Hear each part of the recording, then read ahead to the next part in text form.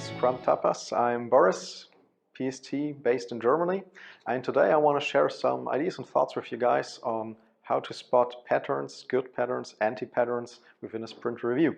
So to find or start with the very first anti-pattern I often come up with is the sprint review an approval session?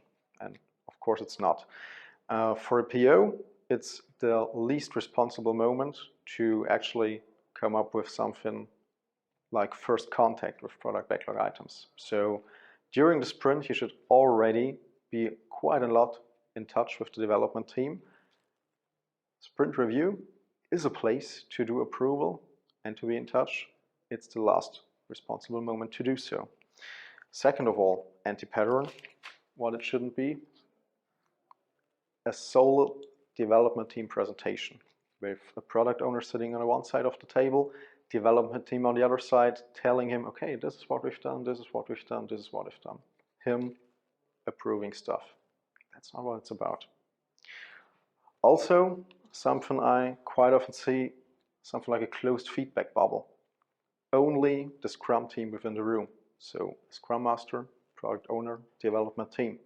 No stakeholders at all. I mean, it's about getting feedback for your increment, getting feedback on your product, making up an opportunity for inspection and adaptation. How should that be possible without any stakeholders in the room?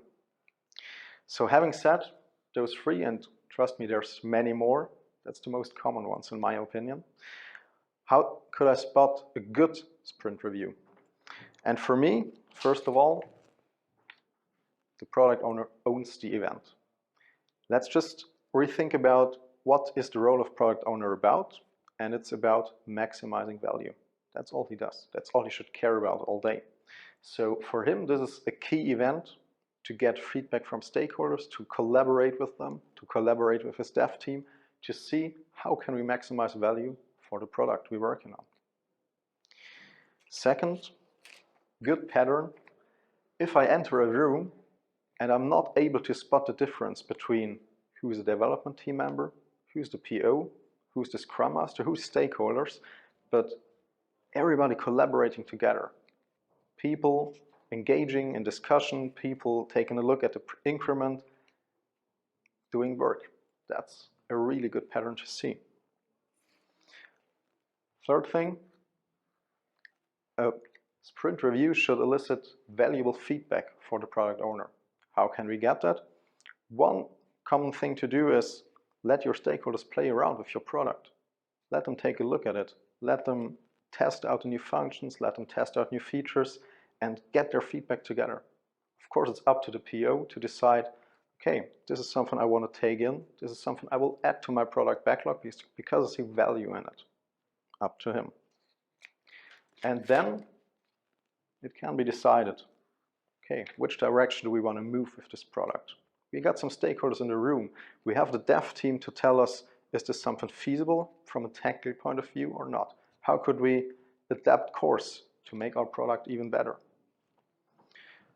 And the last thing, taking the fact that we have stakeholders in the room, usually they are interested in, hey, when will we get a certain feature? Will we even get a certain feature?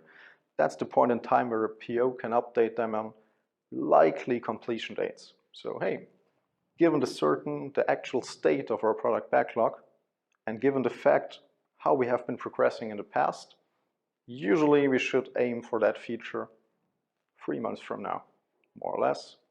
We'll see. Given the fact that we won't change anything, or hey, maybe we'll discover something new in the next sprint review. So that's just like 3 common anti-patterns I often see, and 5 things that I would look for if I was you in a sprint review to see if it's a good one or not. Scrum on.